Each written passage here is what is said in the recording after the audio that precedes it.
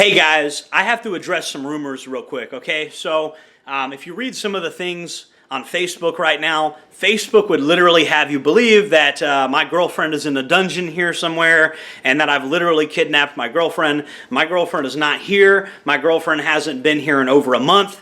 And the last people that had my girlfriend was the Wakulla County Sheriff's Office. She had a psychotic episode. I called the Sheriff's Office out of good faith to let them know, hey, she's leaving the house in the middle of the night with nothing but a flashlight. She doesn't have a cell phone. I'm advising her not to leave, but she wants to leave. She was in the custody of the Wakulla County Sheriff's Office. This is well documented. This is on record. But a bunch of people on Facebook, and I don't even use Facebook, I've just been notified about it, have been posting a bunch of slanderous, libelous information, trying to get the authorities on me, even though I've done nothing wrong. The truth of the matter is I did everything in my power to help Nicole. All the people here that see me go to the store, I was constantly getting groceries. This house was full of food. At a time when she had lost too much weight, she had actually gained a little bit of weight living with me. I treated her extremely well, and I had some standards for how I wanted her to behave in my house, which is completely normal. Guys, I don't know what to tell you. I did not kidnap Nicole Perry. I did not kidnap my girlfriend. She left on her own power, and I even, out of due diligence, I called the sheriff, and I'm sure glad I did, because if I hadn't, who knows what they'd be trying to say that I did right about now, right? And so, I'm a big, hairy white guy. It's okay to be discriminatory against me. It's okay to make baseless accusations against me because I'm a big, hairy white guy and I'm not part of the protected class. I get treated like a second-class citizen in my own country. I'm used to it.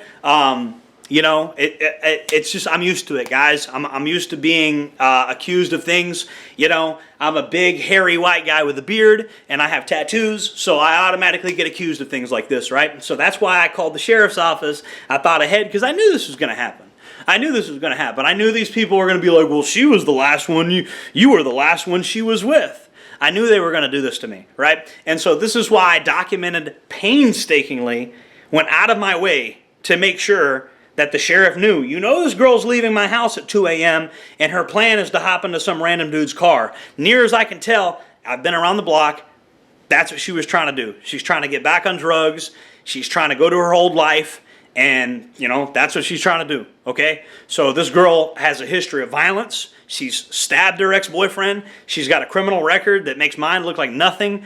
So I'm just saying there's a bunch of malicious, libelous rumors going around Facebook right now. And I just want to point out to the young, particularly like the young white guys, the big hairy white guys with beards, my fellow chuds. I just want to point out, like, this is what guys like me have to deal with.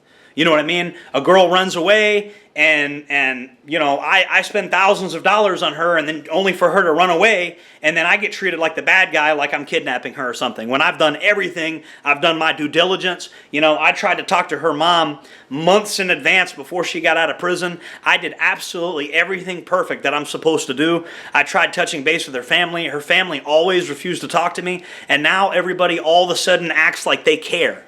But you didn't care when she lived here. When I was actively trying to talk to you guys, you didn't want to talk to me. But now that she's gone, all of a sudden you care. So I just want to point this out, that there's a lot of rumors right now that I kidnapped my girlfriend. No. The last person my girlfriend was in the custody of was the Wakulla County Sheriff's Office. I don't know what happened after that. I've been told by my law enforcement sources that she was driven to Tallahassee and that she told law enforcement officials that she was going to hitchhike back to Lake City. So again, this is by her own admission. She's jumping in random dudes' cars. When you're a transient woman and you're jumping in random men's cars, bad things can happen. I'm not saying something bad's happened. I don't know what's happened. She might be fine and we're just not hearing from her. I don't know. What I do know is I didn't kidnap my girlfriend, bro.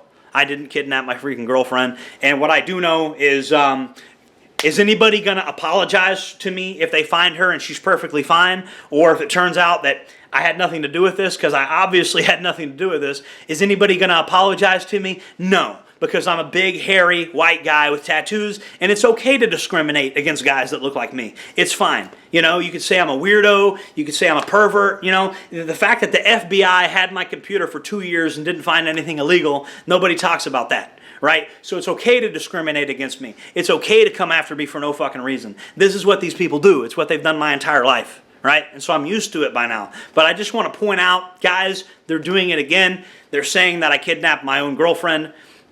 Leaving the do you guys think I kidnapped my own girlfriend? Come on. Come on. Jordan Jareb signing off.